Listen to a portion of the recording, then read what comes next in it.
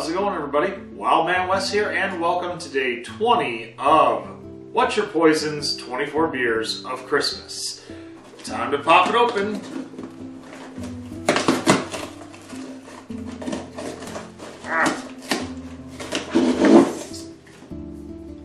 Ooh, from Liquid Love Brewing Company in Buffalo Grove, Illinois, we have Jingle Bear. All right. So this is a brown ale with maple, coffee, cacao, I don't know. Marco, Polo, cinnamon and vanilla. Okay, so this sounds really nice. I mean, 5.8 ABV. I am interested. I mean, maple's always good with me. Got a nice light brown. Ooh, very frothy. Very frothy on that. Oh, let me just give it a little bit more. Might need to let this settle for a bit. I'm not going to let it settle. Who am I kidding?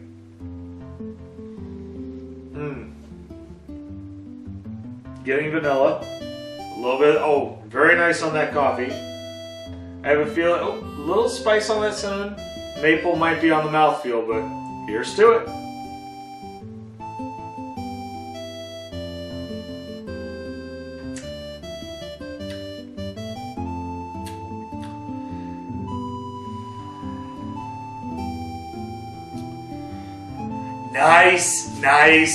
Nice. Liquid Love, you did, I mean, this is well balanced. I mean, literally anything on the flavor profile on this one, whether it's the maple, coffee, cinnamon, vanilla, everything, evenly balanced. Literally, I'm gonna put my foot down on this one. This is now my #1 beer of the Advent beer calendar. This, I mean, wow. I mean, this personifies Christmas right here. This right here. This is Christmas in beer form. Now that we've had probably one of the best beers of this Advent beer calendar that I've had so far, it's time to talk about the movie for review today. Now, we have done a lot of reviews on movies that are remakes and reboots and sequels over the years, whether it be on this series, Shocktoberfest, or in general on this channel. Today we're going to be talking about the revamp of 2022, A Christmas Story Christmas. Okay, I know what a lot of people are thinking, just as much as I was, that this movie was just going to be a retrend movie.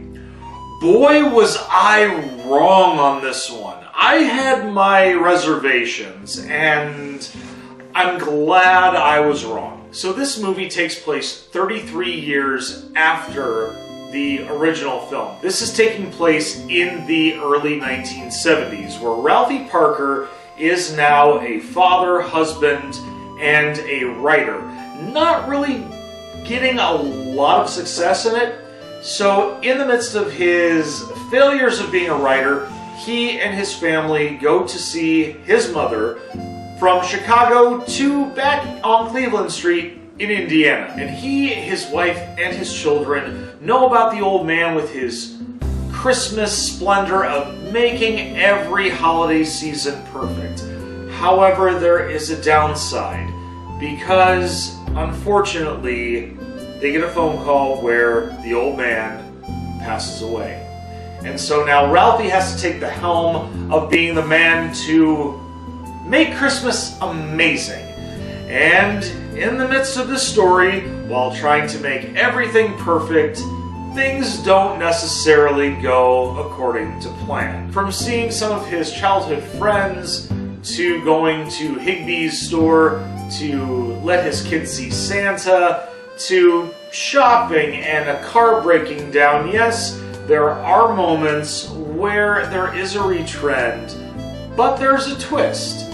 And quite frankly, I feel that this movie really it hit the nail on the head for what a reboot or a revamp should be. Obviously now it's time to talk about what I like and what I don't like about the film. Now, in the midst of what I don't like, okay, so So, buttons. I actually had to sit and think about what I didn't like about the film, and there's not a whole lot, really. I mean, like I mentioned, this was a movie that I walked into thinking, okay, it's going to be a retrend, and yes, they do make, references, but that's going into what I like. For the references, I mean, my gosh, they brought up moments that you were thinking was going to be a retrend, but it wasn't. For instance, the bumpuses. This is one that made me laugh hysterically. You have a kid that's from the Bumpus family, and you think you're going to see a whole bunch of dogs, and they're going to be the stupidest people in the world. But eventually, the youngest of the Bumpus family actually turns out, in the end, kind of smart. And not just that, kind of nice. And I liked that. It made me smile a lot. Of course, you're going to have the bullies, very much like Scut Farkus and Rover Dill, but you find out that these bullies are actually the sons of Scut Farkus, who is a now police officer. And he doesn't really like the fact that they're, not being the greatest people in the world.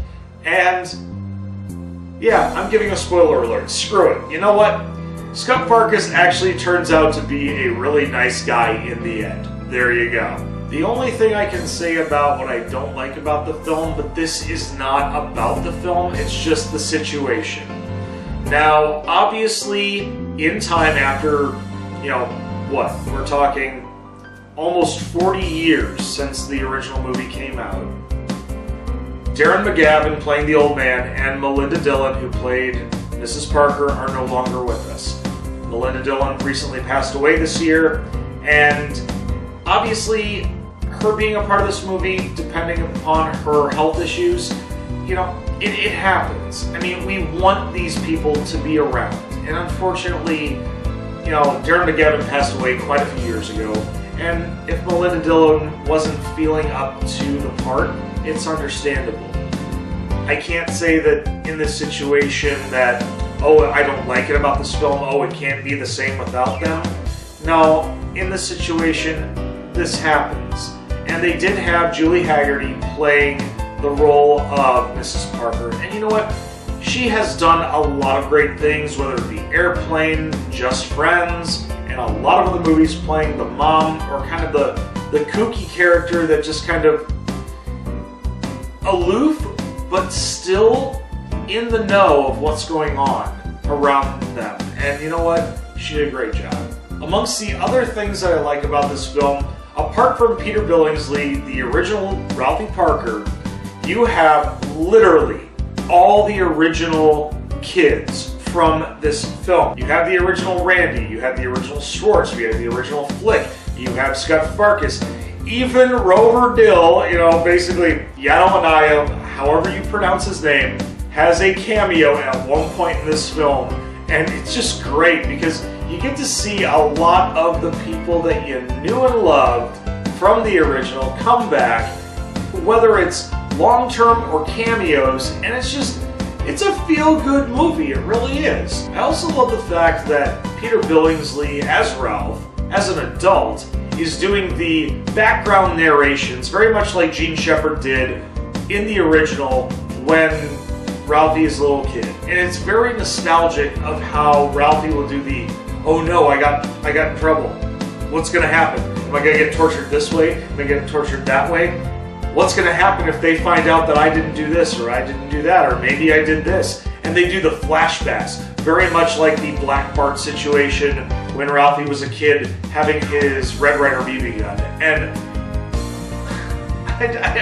I know, it's just references like that, but you turn it up a notch, turn it even to 11, man, they did it and it worked. That's what threw me off. There is one reference that makes me laugh the hardest. I'm not going to tell you exactly what happens, but let's put it this way. It's a triple dog dare. And when you see it, you are going to laugh as well. Probably just as hard as I did. Okay, now it's time to grade this film. Now, I'm going to be as unbiased as I can be with this, but at the same time, I have to give this one an A+. I do. I know there are probably going to be people out there going, well, you know, this and that, but the fact of the matter is, on this review for me, it's that I went in thinking that it was going to just be retrend and just completely like any other reboot or remake or sequel that just flops. This one, even when I was sitting there going, uh-oh, I already know what's going to happen, something else happened in between. And it made me smile because this is one of these movies that yeah, I'm still blown away. And I'm going to watch it again. I'm probably, you know what? TBS, TNT, you know, Ted Turner, this is going to be the one that you do 24 hours a day on Christmas. You do realize that, right? Yeah, you know you will. Well, we hope you enjoyed this review.